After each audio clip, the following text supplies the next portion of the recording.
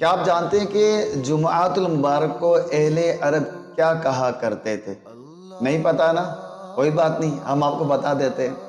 اہل عرب جمعے کے دن کو کہتے تھے عروبہ، عین را واو با ہا، عروبہ۔ لیکن اسلام نے اسے جمعہ کا نام دیا۔ کیوں دیا جمعہ کا نام؟ اس کی وجہ ہے، اللہ تبارک و تعالیٰ نے تمام مخلوقات کو جو جمع کیا اور ان کی جو تخلیق اکٹھی ہوئی وہ جمعے کا دن تھی، اور آدم علیہ السلام کی پیدائش کے لیے جو مٹی اکٹھی کی گئی تھی وہ بھی جمعے کا دن تھا۔ اسی طرح مسلمان جمعے کے دن اکٹھے ہو کر نماز پڑھتے ہیں، اللہ کی عبادت کرتے ہیں، اسی لیے اس دن کو جمعہ کہا گیا۔